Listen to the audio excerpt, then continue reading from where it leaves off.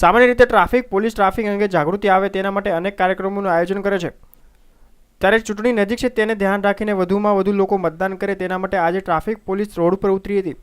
રસ્તા પર આવતા જતા લોકો કે જે ટ્રાફિક નિયમોનું પાલન નથી કરતા તેવા લોકો માટે રોકીને કાયદેસર રીતે મેમો આપી દંડ વસૂલે છે।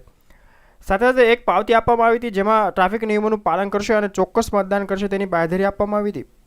આજરોજ ઇલેક્શન કમિશન તથા 94.3 રેડ એફએમ સાથે મળી અને અમદાવાદ પોલીસ દ્વારા એક અભિયાન જારી કરવામાં આવ્યું છે, જેમાં લોકો મતદાન કરે, અમદાવાદના મહત્તમ લોકો, અને ટ્રાફિકના નિયમોનો ભંગ કરતા અટકે એના માટે થઈ અને સ્લેજ કાર્ડ બનાવવામાં આવ્યા છે, જેમાં 2 સ્લેજ લોકો લેશે કે એક તો હું ટ્રાફિકના નિયમોનું પાલન કરીશ અને બીજું કે હું લોકસભાની ચૂંટણીમાં ચોક્કસપણે મતદાન કરી અને ભારતની લોકશાહીનો એક હિસ્સો બનીશ।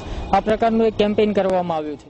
આ અંગે ટ્રાફિક અધિકારી સાથે વાત કરતા જાણવા મળ્યું કે ટ્રાફિક પોલીસ દ્વારા નિયમોનું પાલન નહીં કરાતા આશરે 1 લાખથી વધુ લોકો સાથે આ અંગે જાગૃતિ લાવવાના પ્રયાસ કરવામાં આવશે અને ટ્રાફિકના નિયમોનું પાલન કરવામાં આવશે।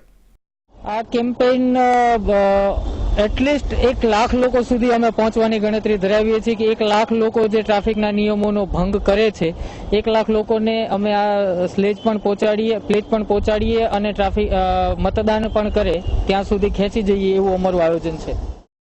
ચૂંટણીમાં વધુમાં વધુ મતદાન કરી દેશને સારા નેતા આપે તેવા માટે હર કોઈ જાગૃત અભિયાનમાં જોડાયું છે। ત્યારે અમદાવાદ ટ્રાફિક પોલીસ પણ પોતાની નૈતિક જવાબદારી સમજીને જાગૃતિ કાર્યક્રમનું આયોજન કર્યું હતું। કેમેરામેન મિત ભટ્ટ સાથે કશ્યપ જોશી, ન્યૂઝ ઓનલાઈન, અમદાવાદ।